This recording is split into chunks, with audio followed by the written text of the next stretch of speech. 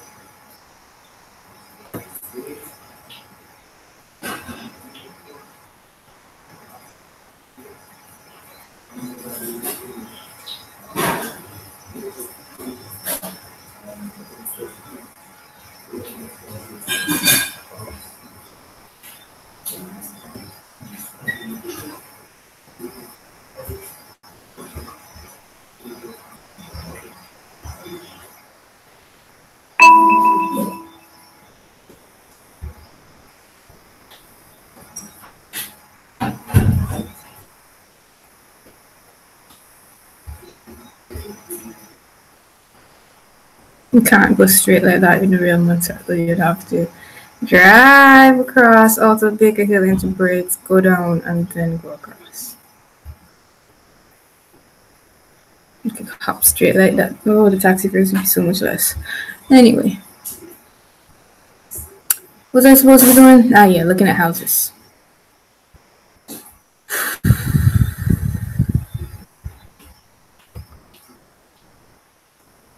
I'm barely gonna have 100 credits left when I'm done this.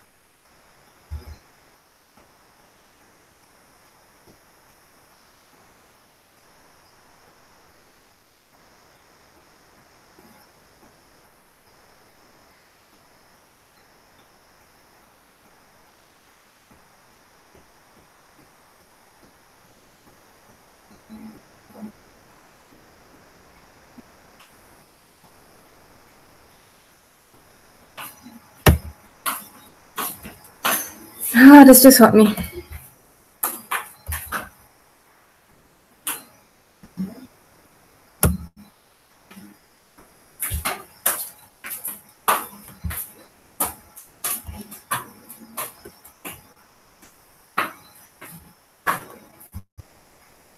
Okay.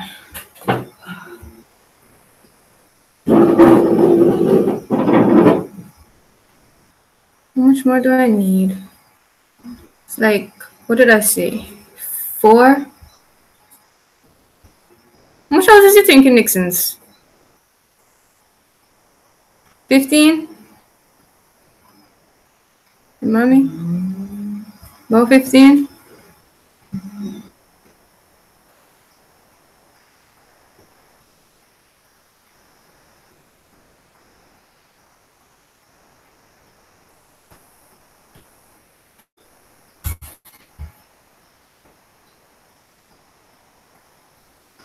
And you got the Christmas trees out in Nixon's. I have like a Christmas tree with ornaments, but I don't have one without. So I could compile this stripty looking coconut tree in the pot.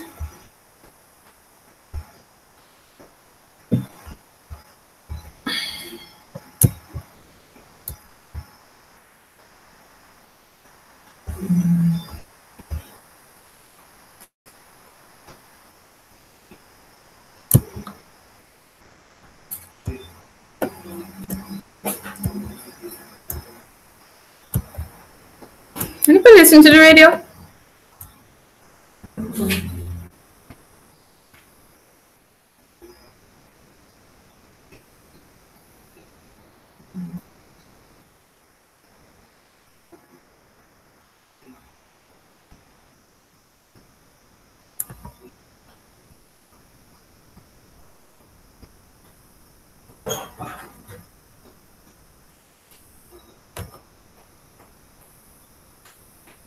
It opens up by disqualifying himself. Is that a bad thing? But most people don't know. How did he disqualify himself? The theme bore no relevance to the budget. And he made the theme? He made the theme?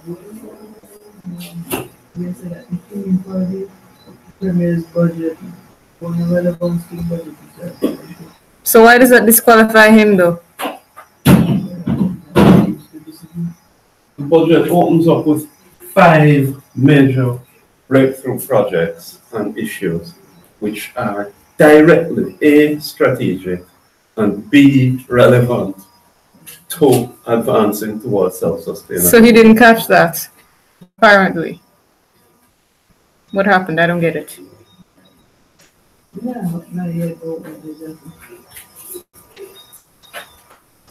Here's the sugar thing. 44 minutes. So it's not on yet?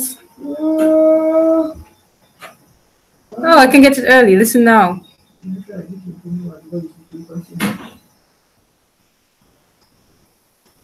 Ain't no names. I have on this thingy. That's why I kept saying he. See? Mommy? This is the international sign for showing I am view.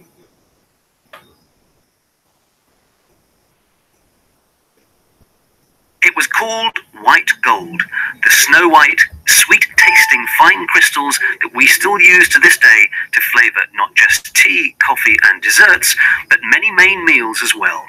Sugar has become an essential ingredient in the lives of billions, and it's a sweetness many of us crave. I want a little sugar in my bowl. I want a little sweetness down in my soul. I could stand some loving. But this obsessive taste for sugar, or white gold, also drove a craving on which empires were built, and its very sweetness led to exploitation, racism, and violence. For above all, sugar is inextricably linked with power, and has played a huge part over the centuries in shaping the world we know today. Hello, I'm Rajan Datar, and welcome to the forum where experts share their knowledge with us. Joining me to explore the history of sugar is the Canadian historian Dr. Elizabeth Abbott, author of Sugar, A Bittersweet History, the Colombian political scientist Dr. Eduardo Gomez, who specializes in the sugar industry in the emerging economies, and the writer Marina Budos, whose Indian heritage inspired her to write Sugar Changed the World, which she co-authored with Mark Aronson. So, first of all, Elizabeth, tell me where and when sugar first originated, please. Sugar originated in the South Pacific and in Asia. And in terms of when, many centuries BC, was probably first domesticated in New Guinea and also in Indonesia. But travelers, having once sampled it, would take samples of it home, and it began to grow everywhere. So we know that in India it was mentioned, and we got the word candy from an Indian word, and it spread to China, and the Buddhists thought that it had medicinal properties, and so it began to spread where Buddhism spread. Basically everyone who sampled it wanted it. But just to clarify, going back to the origins in the South Pacific and New Guinea, we're talking here about sugar from the sugarcane plant, aren't we? Yes. Can you describe the plant to me? It's a grass. It's a very tall, strong grass. It's very thick, and it has joints throughout, and it grows up to 12 to 15 feet high. And it has a very strange propagation cycle. It could take 12 months, 15 months, and you don't have to replant it every year. It continues to grow every plant season, but with less sugar, until there's so little sugar left that the planters will decide it's economically necessary to replant, which is a big process. And Elizabeth, even from its earliest origins, legends arose about sugarcane, didn't they? They did. One of the ones that I really like is that two fishermen, they would be out fishing and they would get a stalk of sugarcane. They'd get, what's this? And they'd throw it back in the sea and they'd fish again sugarcane. So finally, to get rid of it, they planted it, and it grew into a huge sugarcane and turned into a woman. And one of the fishermen married her, and that was the origin of the human race. Well, that's quite some story. And from the 7th century onwards, sugar cane also reached the Islamic world. Elizabeth, tell me, what innovations did I think Arabs in particular bring in? Huge sugar cane. But tell me where and when sugar first originated, please. Sugar originated in the South Pacific and in Asia. And in terms of when, many centuries BC, was probably first domesticated in New Guinea and also in Indonesia. But travelers, having once sampled it, would take samples of it home, and it began to grow everywhere. So we know that in India it was mentioned, and we got the word candy from an Indian word, and it spread to China, and the Buddhists thought that it had medicinal properties, and so it began to spread where Buddhism spread. Basically everyone who sampled it wanted it. But just to clarify, going back to the origins, if you like, in the South Pacific and New Guinea, we're talking here about sugar from the sugarcane plant, aren't we? Yes. Can you describe the plant to me? It's a grass. It's a very tall, strong grass. It's very thick, and it has joints throughout, and it grows up to 12 to 15 feet high. And it has a very strange propagation cycle. It could take 12 months, 15 months, and you don't have to replant it every year. It continues to grow every planting season, but with less sugar, until there's so little sugar left that the planters will decide it's economically necessary to replant, which is a big, big process. And Elizabeth, even from its earliest origins, legends arose about sugarcane, didn't they? They did. One of the ones that I really like is that two fishermen, they would be out fishing and they would get a stalk of sugarcane. They'd get, what's this? And they'd throw it back in the sea, and they'd fish again and again, sugarcane. So finally, to get rid of it, they planted it, and it grew into a huge sugarcane and turned into a woman. And one of the fishermen married her, and that was the origin of the human race. Well, that's quite some story. And from the 7th century onwards, sugar cane also reached the Islamic world. Elizabeth, tell me, what innovations did I think Arabs in particular bring in? The ones that I'm particularly interested in are the water irrigation systems, because sugar is a very thirsty crop. It requires a great deal of water. And in the Arabic world, especially, for example, in Egypt, there were a lot of water restrictions. So that what they did was they invented a way of irrigating the crop underground. It couldn't be done above ground because the water would just evaporate. So that there were underground tunnels, and the water would go down it, and it was always done on an incline so that gravity would deliver the water. And it was really important, and it was very sophisticated irrigation techniques. And Marina, the Muslims also introduced this very crucial system to farm sugar, which was the plantation. Is that right? You know, that's what's so interesting about this, because we take for granted the notion of the plantation. And Sidney Mintz, who wrote Sweetness and Power, he had this insight, this crucial insight, that it was a way of actually combining the farm, right, with the factory. It's an industrial process where you're really only doing one crop, as opposed to a farm that has a variety of crops. And the idea is that all the labor and all the fields are for this. So this is really a crucial development. And it's also the whole notion of the monoculture, isn't it? Where basically you specialize in one crop and then hopefully trade and produce enough money to then pay for everything else. But you're not diversifying, you're just relying on this. Exactly.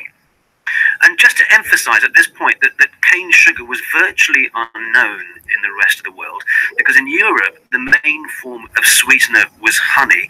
Elizabeth, can you explain to me how Europeans became aware of the new sweet sensation? Sugar, basically. Well, as I said, it was from traveling, and it was in particular the Crusades.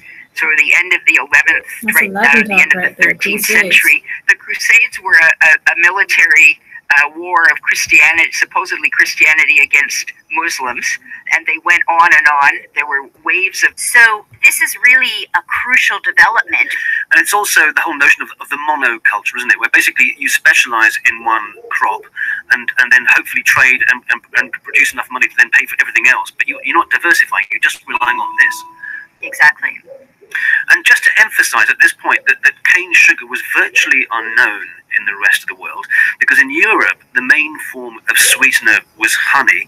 Elizabeth, can you explain to me how Europeans became aware of the new sweet sensation? Sugar, basically. Well, as I said, it was from traveling, and it was in particular the Crusades. So at the end of the 11th, right down at the end of the 13th century, the Crusades were a military war of Christianity, supposedly Christianity against Muslims, and they went on and on. There were waves of them for several centuries. And during the Crusades, the Crusaders sampled sugarcane. At first, they got this sap, and then they saw how it could be refined, and they tasted it. And as you said, these are people that were only familiar with honey and mead. And once they had sugarcane, they loved it, and they brought it home if they could, and they tried to see if they could plant it in areas at home, and they could. They could plant it in the Mediterranean and so on. So that really that was the first major introduction of sugar to Europe. And that meant that the aristocratic courts of the 15th and 16th century Europe were introduced to sugar. It became a very expensive commodity and the preserve of the rich. And in fact, Elizabeth, you say that aristocracy would even use sugar as an expression of power. They did. It was conspicuous consumption of a commodity that nobody else had. And so how do you show everybody that you are very powerful and very wealthy? By serving them something absolutely spectacular. For example, they developed sugar sculptures, and it could be a life-size sculpture of a castle, of a tree, of a monster, of waves of the ocean, of fish, and so on. Banquets would be held in which the plates and the cutlery and the glasses were all made of sugar, so that after you'd eaten, you could then just eat your plate or your fork or your spoon. To be horrible. Eat your plate that's made of sugar. That were spectacular, shock and awe, as we might say. Used to sugar, it became a very expensive commodity and the preserve of the rich. And in fact, Elizabeth, you say that aristocracy would even use sugar as an expression of power. They did. It was conspicuous consumption of a commodity that nobody else had. And so how do you show everybody that you are very powerful and very wealthy? By serving them something absolutely spectacular. For example, they developed sugar sculptures, and it could be a life-size sculpture of a castle, of a tree, of a monster, of waves of the ocean, of fish, and so on. Banquets would be held in which the plates and the cutlery and the glasses were all made of sugar, so that after you'd eaten, you could then just eat your plate or your fork or your spoon. Just ridiculous things, but that were spectacular.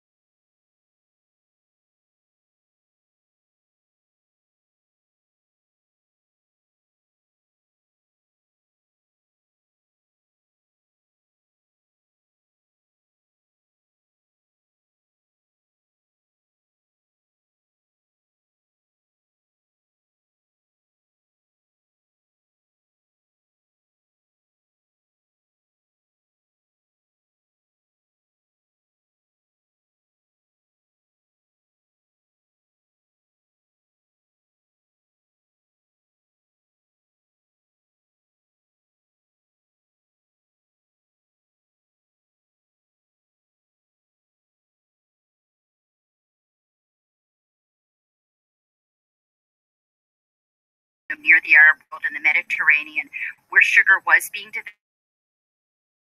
developed, and so he to Hispaniola. Hispaniola today is what? So it's the Dominican Republic and Haiti, and he discovered that the Caribbean is a wonderful place to grow sugar. It becomes this fantastic opportunity, in a sense, for sugar to grow, and of course as well in Brazil and in all of these areas in the West Indies. But that was pretty crucial that he brought that over to the New World. You're absolutely right. We are talking now about a very seismic change almost in the production of sugar in the New World, and it would lead to vast wealth. Elizabeth, tell me about the sugar colonies that then emerged. It was the beginning of some sort of ridiculous dividing up of the world among European nations. And by the 17th century, the big ones, England, France, and Holland, joined an almost frenzied New World land grab. They founded their own sugar colonies. The Dutch, by the way, predominated during some of this. And as colonization proceeded, they would have war. So that if you look at the history of any of these islands, you will see that they changed hands back and forth. For example, Dominica and Grenada went back and forth between England and France. Jamaica was Spanish, and then it became British. So they became pawns in the European battle for colonies. And all of that was because they recognized the value of sugar and its potential. Exactly, and the potential became realized by the late 17th and the 18th centuries, became very urgent for European nations to have very reliable sugar colonies so that they could make sure that their demanding populations had this commodity that they craved and that they considered essential food. And Elizabeth, the only way the amounts desired of sugar could be produced was by enslaving Africans, basically, who ended up working on these sugar plantations. Can you tell me how that evolved? Well, first of all, they had to have cheap labor, and enslaving people was certainly the cheapest that they figured they could have. They started by enslaving the native peoples, the Tainos and so on, the Caribs, the Arawaks, but when they practically exterminated them, and it just wasn't working, and they decided that they'd try another set of people. At one point, they tried European criminals and so on that were shipped over, but it seemed a good idea to try Africans, and there was no particular reason for it, other than, I mean, there wasn't the racial impetus at the time. There wasn't racism yet. That would develop, but once they had the asiento, which was a trade license system, and the African slave trade started, they went from having a few dozen Africans to having thousands. It seemed like a very good idea. And so they began to bring them over by the millions. We believe there were the African slave trade brought over at least 12 million, millions of whom died en route, but at least 6 million ended up in sugar colonies. And Marina, just give me an idea, because I know you've researched this, about what life was like for them. Because sugar work is such a brutal and relentless kind of work, you often had in places the death rate exceeded the living rate. And so in so many cases, you were worked to death because, first of all, there's this constant hoeing and preparing and clearing of the area where the cane is growing because these weeds would grow up around it. They would have to do that several times. And then, of course, there is the harvest itself, where you have to cut the cane and cut it quickly, I should say. This is when everything moves up at a relentless pace. Then the cane has to be transported over to the boiling house. And the boiling house was a very, very sort of dangerous operation with scalding temperatures. And this is where they're feeding it to be boiled and skimmed and refined to make the molasses, to make the sugar. So this is, quite an assembly line, and the long hours of work that the slaves had to endure. So it really was a very, very brutal and also hierarchical structure, because yes, you had the plantation owners, but you had overseers, you had managers, you had a whole structure that was making sure that the labor was getting through this harvest so that they could then have these sugar barrels that they shipped overseas. And Marina, you've mentioned in your book how one of the few ways that sugar slaves could protest was through music. Let's just hear this form of music and dance from Puerto Rico. It's called the bomba, and it's said to be invented by the sugar workers.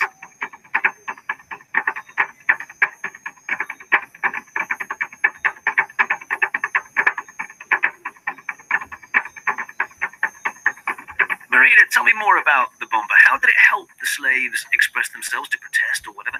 And perhaps give me also examples of other music of the sugar slaves? If you think about what their lives were, of course, they're not allowed to read or to write or to have any independent lives. But music provided this other way that they could express themselves and in some way show resistance. And one of the really interesting threads that goes on is this drumming. And drumming, of course, has this link, their African roots. So there's a sense in which they are communicating through drumming.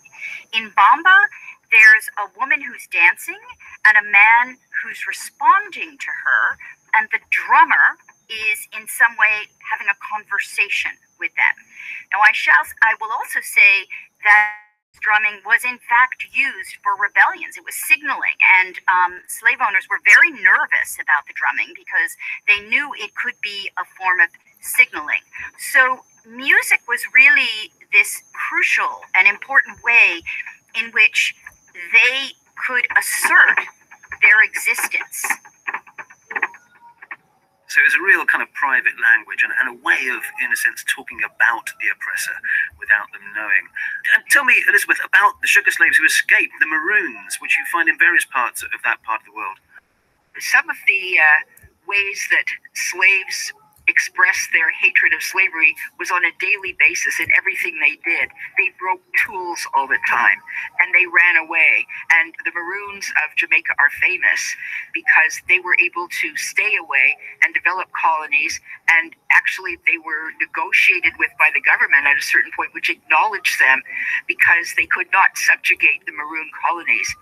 And Elizabeth, we mentioned earlier how only the wealthy could afford sugar, but starting in the 1700s, more sugar was flooding the market thanks to all this slave labor, and it did become a foodstuff for the poor as well. And then there was also the impact of the Industrial Revolution in Europe in the second half of the 18th century, when more and more people started to work in factories. And tell me how that affected the demand for sugar, Elizabeth. Well, first of all, when people started working in factories, they changed everything about their lives, and including what they ate. They couldn't go home for lunch. There was no concept of that. So they had to bring something or buy something there, and they had a very short work break. And this is where tea and, to a lesser extent, hot chocolate came in. But tea, first of all, it was boiled so that it was healthier than sort of dirty water they'd be drinking otherwise. Tea sweetened with sugar was delicious. And it made them feel energetic because it did have calories or energy, even if empty. And if you have that with, say, a piece of bread with some jam on it, you feel that you've eaten something, you've got more energy to go on, and then you love it and you want to keep having it. And this is really a sort of instantaneous seduction of an entire population, and they just felt that they must have it, and it became an essential food. And so it was a culinary revolution that developed, and that we're still, by the way, subject to today. And it meant that sugar had to be produced now in vast quantities, and it had to be cheap because these factory workers were not paid very much, yet they had to be able to afford it. And this is also when desserts, the whole idea of puddings and desserts and lovely sweet things came in and became very popular too. Is that right? Yes, and puddings used to be a sort of a main course thing, a gooey, stewy thing. But you add sugar to it, becomes tasty and delicious. And everybody, of course, wants to have the food that a higher class has. And as the aristocrats and then the better off had a lot of sugar and dessert, so everybody wanted to have dessert. And with the advent of cookbooks, that became possible. Eduardo, we mentioned tea and how that, in a sense, fueled the demand for sugar. In Brazil, it was something else, wasn't it? Coffee. Absolutely. Yeah. Coffee is very, very popular, mainly being produced in the southern part of Brazil. And as many historians would argue, food and coffee was nothing without sugar since the very beginning, the early 16th century in Brazil. And so it became very popular, not only in coffee, but also in fruits. There was a belief that fruit was impure or no good without sugar. And so you had, during the 16th, 17th century, a lot of desserts being mixed with sugar and fruit. Over the years, over the decades, you would have mixed with alcohol. For example, caipirinha in Rio is a very famous sweet alcoholic drink that has a lot of sugar, and would be used through a variety of different foods. So there's a long history of sugar being mixed with food and liquor. But not all countries were mad about sugar at that time, Elizabeth, because, for instance, the Chinese and the Indian palate were not susceptible to sugar, were they? Well, especially the Chinese. Green tea, for example, was not taken with sugar. And the Chinese attitude toward sugar was that it was medicinal and it was for children. There were treats, but they were for children. And an adult just wouldn't have sugar. So that they managed to be pretty much immune to the addiction to sugar that Western cultures developed. That's changing today, as you know, with soft drinks and so on, fattening the Chinese population who for centuries resisted. It's kind of the effect of globalization, I suppose, as well. But as a very bad effect, yes. A very bad effect. But as concerns the West, it's often said that the British Empire was built on sugar, and there was a strong link between slave-grown sugar and much of England's high society. Wealth came from sugar plantations. But Marina, it's interesting, isn't it? Because there's a contradiction between the great scientific and technological advances of the industrial age and then the sheer brutality of the slave trade. And after not too long, this contradiction could no longer sustain, could no longer hold. How did the abolition movement start up?